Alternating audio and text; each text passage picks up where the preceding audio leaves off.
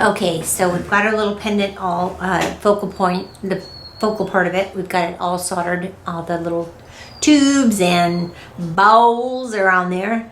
And then we just need to saw out a shape. So I'm going to do something like this on mine. You know, it's got kind of a little triangle pattern going on there. But I just kind of wanted to make it uniform. You can also freeform saw just around all the little bumps, which is kind of a fun thing to do. But I think I'm just going to try to capture an even uniform space around it. And that can be kind of difficult, so I usually use templates. I have a couple that I like, just standard ovals and circles. I use these for a lot of stuff. Just, you know, these two are the ones I use more than any other ones. And this is an isometric ellipse template, okay, and it has millimeters and centimeters on one end, and it has angles and all sorts of stuff. But this is a good one. You can get these on Amazon or any drafting supply. And then this one is the Stedletter number 110 Professional Combo Circle Template. It's a little flimsy, but this one's really nice and stiff. Anyway, the ovals is what I used for this one. Let me just show you what I did. Stamping. That's usually got, you know, like maybe a ½ inch space all the way around it, so that you first. But this is this little ellipse template. I kind of liked because it kind of mirrored the whole thing. So I just drew this around it, and then I took a circle template and I went up along the bottom to make that bottom curve in there. And you know, you can really do this however you like. And you know, that has little lines on them so you can find your center too on the templates. There's little dashes there. 1.5/8 1 5/8 of an inch is the diameter of the circle that I used. Okay, so, and I just drew a little curve, and then I came back with the ellipse template. And you can use either the 40 or the 45 degree and draw the other part of the oval. And I'll just show you what that looks like on your piece. You make an arch, and then you make a circle, half circle on the bottom, and you end up with this little shape. Anyway, so when I saw, in order to keep a straight line, I want to saw on the outside of my mark, so I'll go outside of the black line so that when I'm done, I can still see the black line. And that way I can file down to the black line and make sure that I get everything nice and even, okay? So I definitely don't want to file away that line. A scribe line is even better than a marker line, but sometimes it's harder to see. The thing with marker, though, is it's a bit too fat. I'm using a 1 inch or 1/0 saw blade. 2/0 works good too. And I actually really prefer the laser gold saw blades. It's changed my sawing immensely. They're expensive, but they're really good and they're really sharp, and I like them a lot. The other thing with your sawing is that when you saw, I like to think of it as the hand that you hold your saw with, which is your dominant hand, is the gas pedal. Okay, so it goes up and down, and it's a really no death grip, really light grip. Okay, it should just be loosey goosey, easy peasy, lemon squeezy, nice and loose. This is the other hand is gonna be your steering wheel. So you got gas pedal, steering wheel. So one steers and the other one supplies the power. Okay, so like if you're driving a car, or a sewing machine, one is the foot pedal. This would be like the foot pedal, and then the hand that steers. I like to think of it that way. And what you're going to do is you're going to start sawing, and then you're going to use up and down motion to cut. Trying to keep your saw, you know, so it's not all over the place. You want to control it, but you want light strokes, because this little, believe it or not, metal is not that hard, and these tools will do all the work. You don't have to bust your arm and, you know, get a stiff shoulder. As a matter of fact, the more you tighten up, the more crooked your line's going to be. So it's better just to be loose and relaxed at the shoulders. And you want this to be about sternum height. I'm a little bit low here, so I'm lifting my stool. It really helps if you have an adjustable stool. A pneumatic stool is really good because it can help you get at the right level for your bench. Okay, so anyway, you can just go up and down like this. And then I also recommend you look about 1/4 inch ahead of where you're going to be sawing, okay? And wear your visors so that you can do that. Wear your magnification lenses. because it's really important to see exactly where you're sawing. Now, as I'm sawing, my saw will go, it's a rigid tool, so it's going to go off. So then I will just adjust by turning my hand to the right or to the left to get my piece back in the right angle and to get my line straight. So I'm zoomed in here so you can see what I'm doing. I'm going to put some beeswax on my blade. This blade is a wee bit dull, so I may have to change it, but we'll see. It's been going for a long time. And I'm just going to start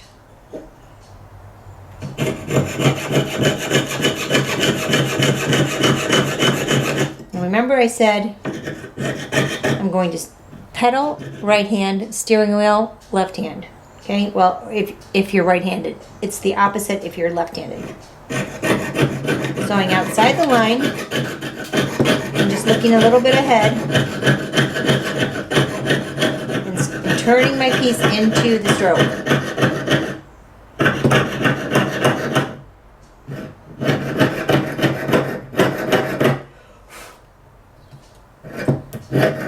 So I'm just outside that black line so that I'm not actually covering it up.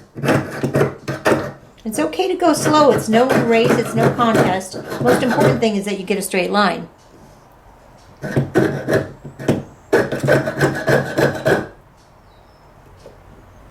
The other thing about markers, if you touch it, it's going to come off, so try not to touch it.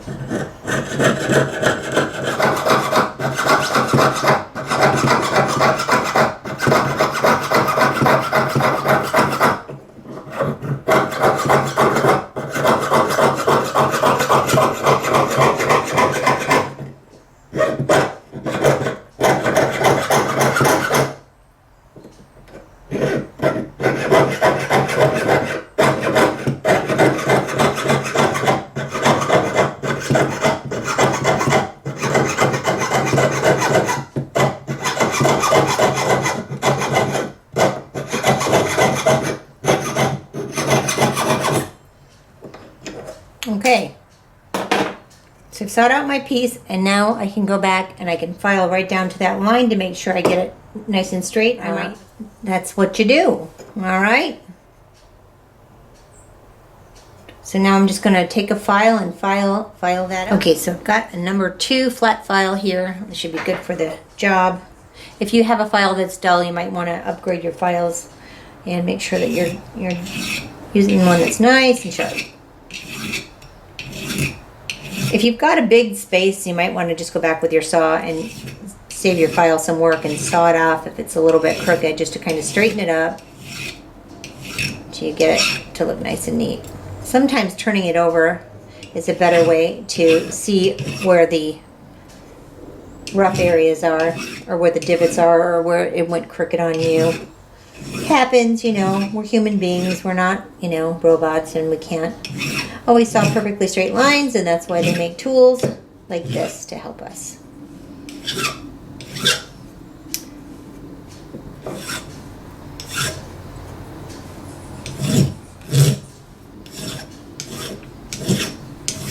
The back, and then going back around to the front. Making sure my corners line up here.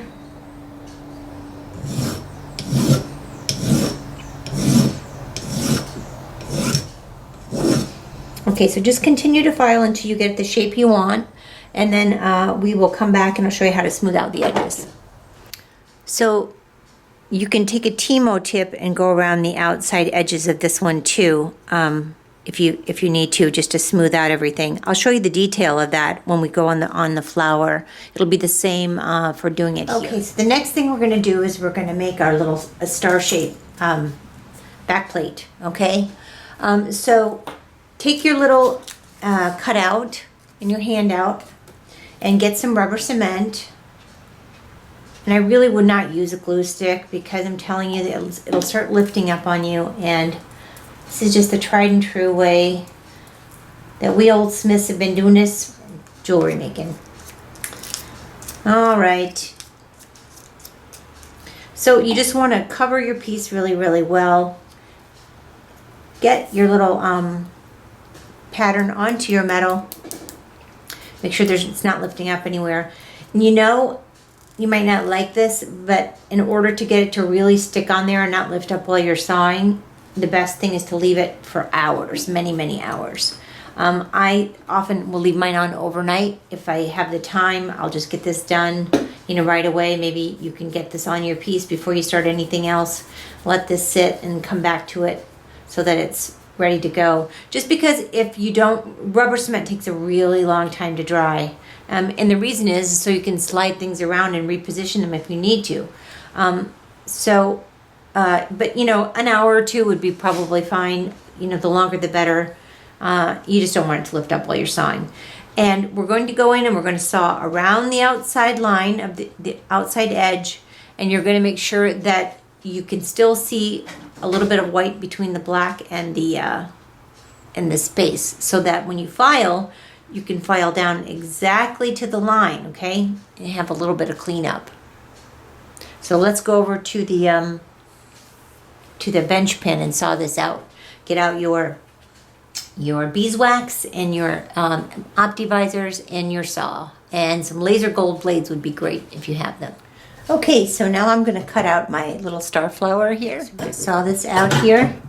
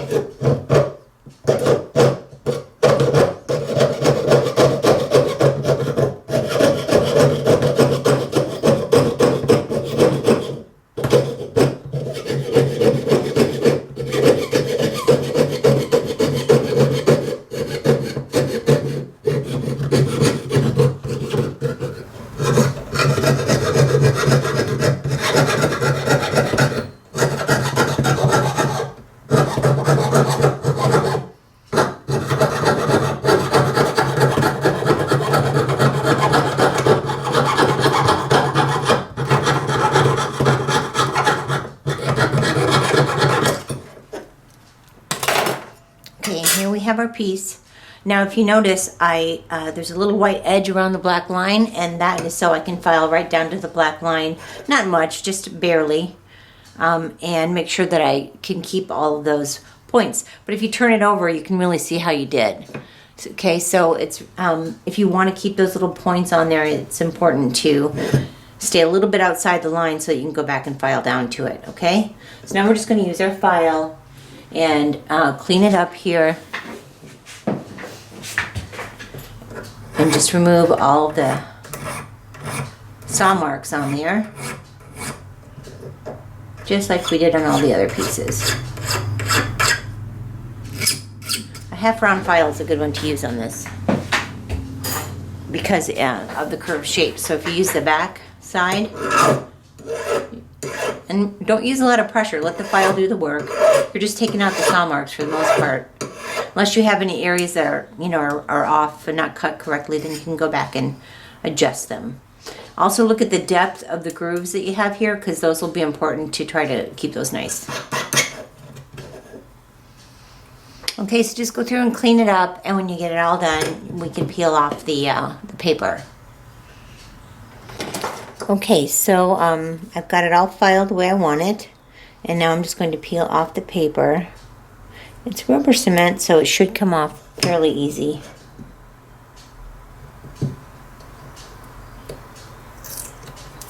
If not, you can use a little alcohol. That usually takes it right off too. So at this point, what I would do is go in with a knife edge wheel and just kind of go in these little cracks and just smooth out. You want to smooth out the am I trying to say? Smooth out the inside the little crevices here with the knife edge wheel, okay? So I'm just gonna go in here and do that for you. Make sure you can see what I'm doing. All right.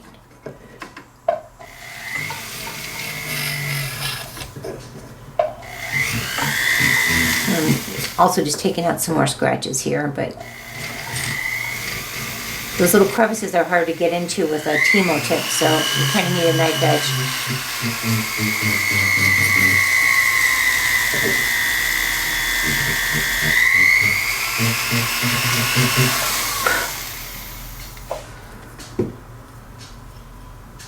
So you want to go through and do that all the way around your piece, and when you get it the way you want it, you're good. Now you might want to not leave these corners too pointy. You might want to round them just a little bit because they may not be comfortable on the neck. Okay, so remember this is a pendant. And once you get the little insides cleaned out with the knife edge, I'm gonna go back in with my Timo tip and just smooth out the rest of it.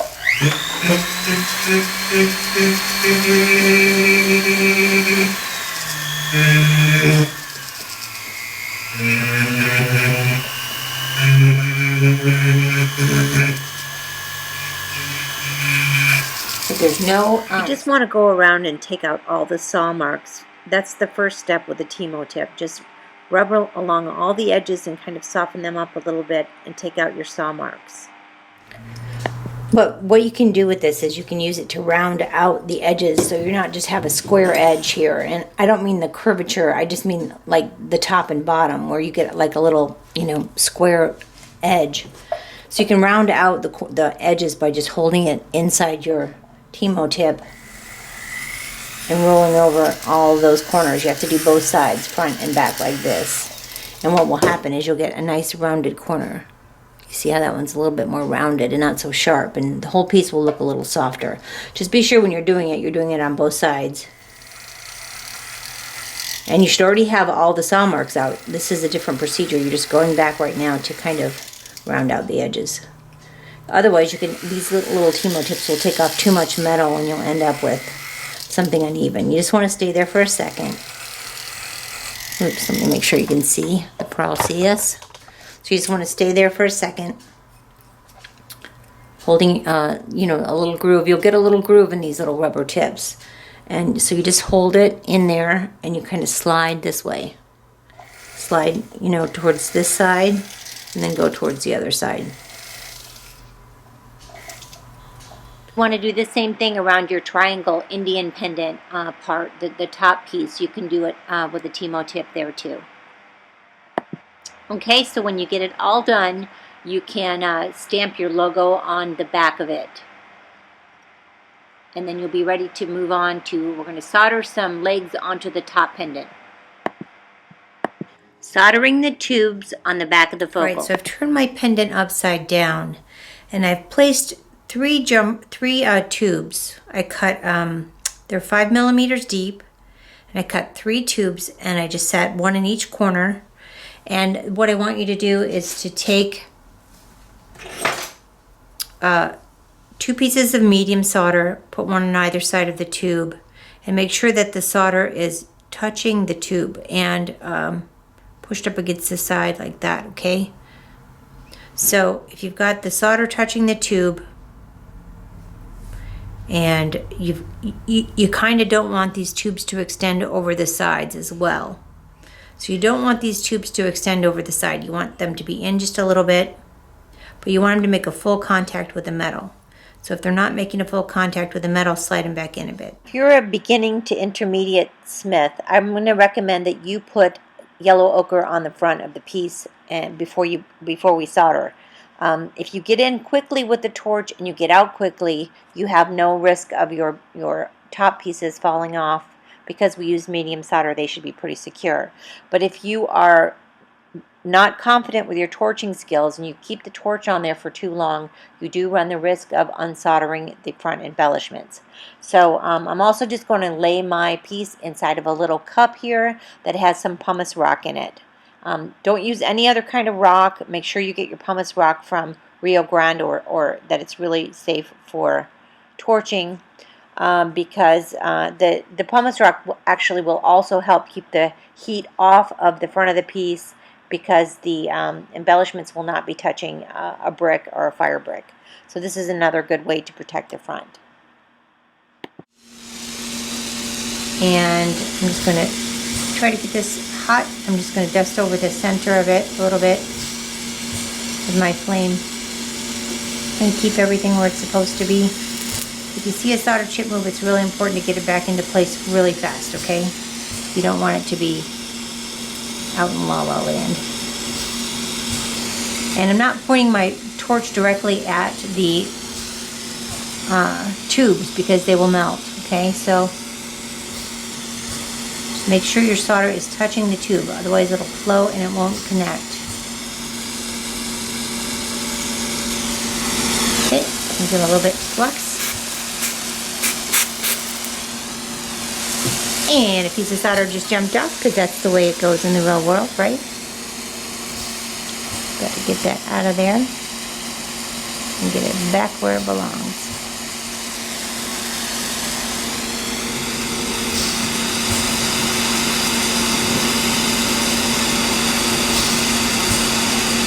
Remember, we've got a lot of stuff on the front, so I really don't want to be heating this back any longer than I have to.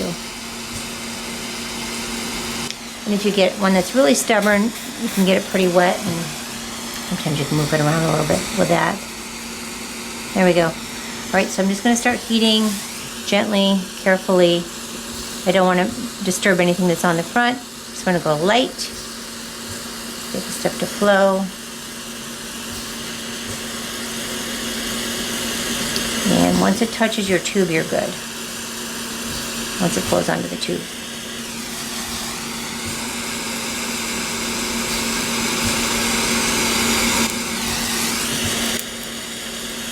Alright, there we go. Alright. Everything looks good, nothing fell off. So I'm going to quench it.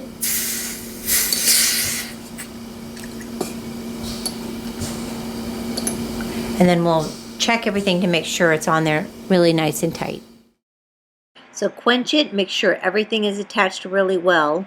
And if so, pickle it. And then after you've double checked it and you're sure that everything's very secure on there, get it all cleaned up, scrub it with a brass brush and some soap, and we will go drill our seats and our tube settings. Drilling the seats in your tubes for faceted stones. If you didn't do tube sets, you don't have to do this part of the video, but if you want to learn how to do it, this is a good time to do that. So I'm using my quick change hand piece, my flex shaft. You really need a flex shaft with a hand piece and a foot control in order to really do good stone setting. If you don't have a foot control on it, get yourself one. It's really important, okay? It'll give you extra control when you're cutting your seats. Tube sets are the easiest thing in the world to cut because you have one size burr that fits one size hole. You don't have to go around and make your seat demarcation. You just go right in and come right out. So it's very, very simple. You're going to want a little bit of lubrication. I really like to use liquid Burr Life. They do make a cake Burr Life, and you can use that too if you like. All right? So I just put some in a little cup, and I have some handy. I also recommend that you never buy just one burr in a size, especially with setting burrs, because setting burrs wear out incredibly fast. I have worn out a setting burr in just setting two stones before. It just depends. Sometimes they're good, sometimes they're not so good. So always get yourself, I like to buy them in 5 packs by the size. If you are new to stone setting, it's good to get an assortment of them in different sizes of different types of burrs so that you can refer to the ones you need. Okay, for this particular pendant, I'm only using a 2.5 millimeter stone and a 3 millimeter stone, which means your stone is for setting tube setting. Small ones like this, you can just use one burr. Okay, so for each size of your stone. So if you're setting a 3 millimeter stone, you should have a 3 millimeter burr. Now, if you don't have a 3 millimeter burr, you'd want to go to the closest one that you could get. But if it's wider than your setting, it will rip it up, obviously. So I am going to use a 3mm burr, and I'm going to drill out the 3mm seat. Now, what I want you to just make sure that you're doing though is check the burr, okay?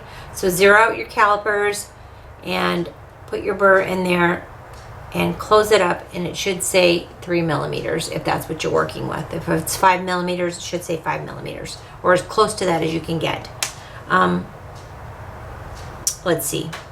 So, and then you want to measure your stone. Take your stone, and you want to measure your stone as well. Put it upside down on something. The stone is so small that you're not going to be able to see it very well. So I'm just going to show you and measure it just like this. You see how I have it in here? Just like that. And it's registering at 3 mils, okay? So you want your stone to be as close to your burr as possible. My other stone I have is really tiny. It's a 2.5 mil.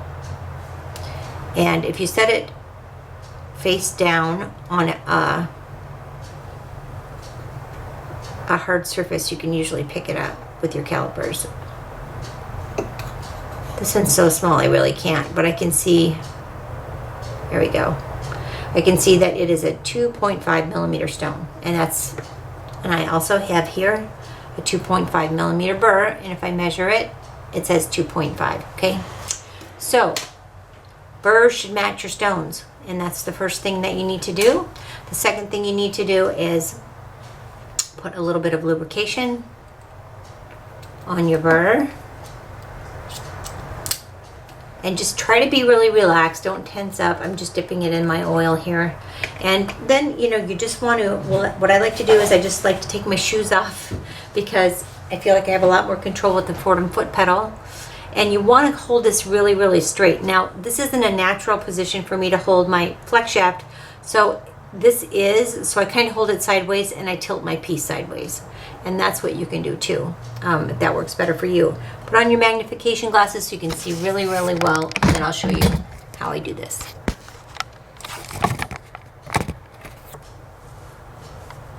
Try to get this in here so that you can see it too.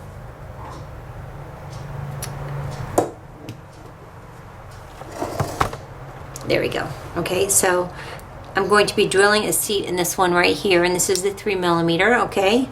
So I'm just going to hold my burr straight on a flat surface. I'm just using this because it lifts me up to my bench. But you can use any flat surface. This is a really easy piece to hold on to. You don't need a GRS or anything. As a matter of fact, I'm really not even using this one. I'm just kind of holding on to it. I'm just using it as a table, okay? So you can put this right on your bench pin and do this. And you want to just go straight down and keep it as straight as you possibly can. You don't want to bend it. You want, or tilt it in any way, or your setting will be crooked. So you want to hold it as straight as you can and go slow. And just go right in and cut that seat. Okay, you can see how easy that was. And I really recommend you have a little Q-tip or brush or something that you can get in and clean this out, because it gets really dirty and it's hard to get your stone in there when it's full of yuck. So then the next thing you want to do is just take a piece of sticky wax with these really, really small stones. It's very, very hard to pick them up, and just kind of set it in. And if it doesn't go down in there, then you're going to have to make your seat a little bit bigger. And mine is not going down in there. Measure them. Okay, so I'm just going to go back in here again.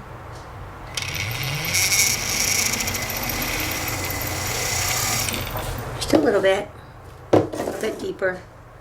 And now I'm going to find my little sticky wax, my stone, and see if I can get that in there. And there, I'm going to just find that time, okay? When your faceted stone is properly cut into your tube, you will see the girdle down inside of the tube, but the top of the table just peeking above. That way, when you fold the sides in to set your stone, the silver will not cover up your stone.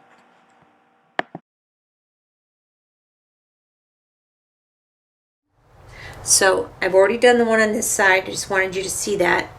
And so now I'm going to switch and do my 2mm burrs. 2.5 millimeters, sorry. Make sure you've added burr life before you begin. But I put it in first and then I hit the flex shaft. Okay. So that looks pretty good. Let's see if it fit. If it fits. To find that tiny little stone again. Here we go.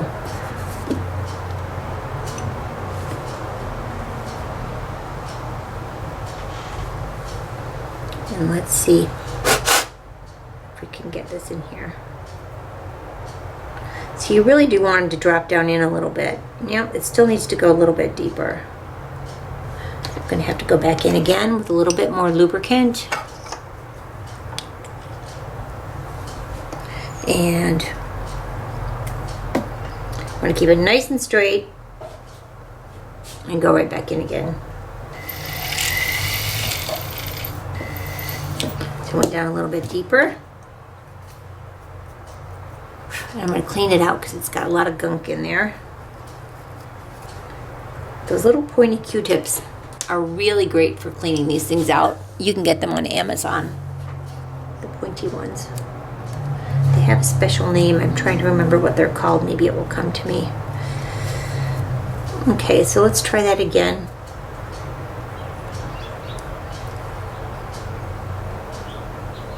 There we go. Okay, so now I've got a nice fit.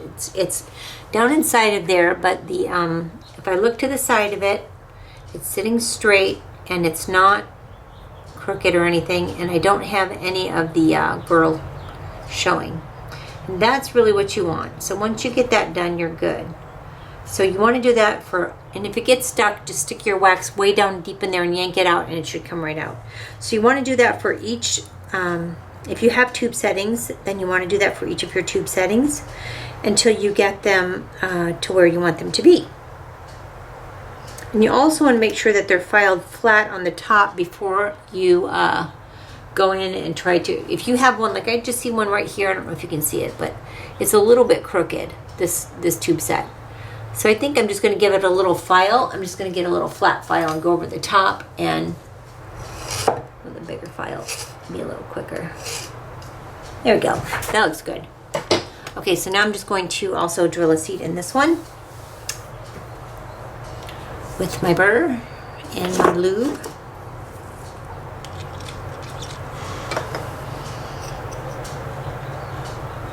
And maybe I should zoom in here just a little tighter so you can really kind of see the action on this last one, so you can see what I'm doing. Okay, so I'm going to be right here, and I'm going to keep it nice and straight, and I'm going to go right down inside.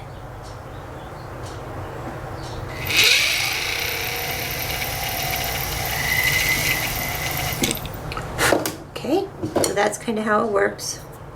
So I've already done the others, so that is about as much as I can teach you on tube settings. And then the next thing to do would be to set our stones, but we're not ready for that yet. We're going to save that for the very last. Stone setting should always be the last thing you do. You should have everything soldered. You can't do any soldering after you set the stones. So once you get all your seats cut, you're good. And the next thing to do would probably be to clean out the inside, and we'll move on to the next step. So now that you have your seats drilled, I recommend you put all your stones in and you're comfortable that they're all sitting where they're supposed to. The faceted stones, the girdles are down inside of the tubes, and just the tops of the faceted tables are poking over the top. I've used 4 CZs, 2 3mm garnets, and then 2 hematites, big hematite cabs on the top and the bottom. And once you're pleased with that, you're good to go. And just a note to do a final check, make sure everything is securely soldered on. Nothing is loose, nothing's going to come off, okay? So you've got a good joint around all of your tubes, all of your little balls and bezel cups are secure, and nothing's going to fall off, all right? And, just a note too on my logos. I just use regular letter dies. I got an L, a K, and a V, a little crown, and a little border, and that's it. I don't have a pre-made one. So they're really fun to make your own. You don't have to, go out and spend $100 on a pre-made stamp with your logo on it, but you certainly can, and they're nice too. But I just want you to see how easy it can be to just do it this way. All right. So before we can finish the back plate of the Indian focal, we're going to stop and make the choker piece.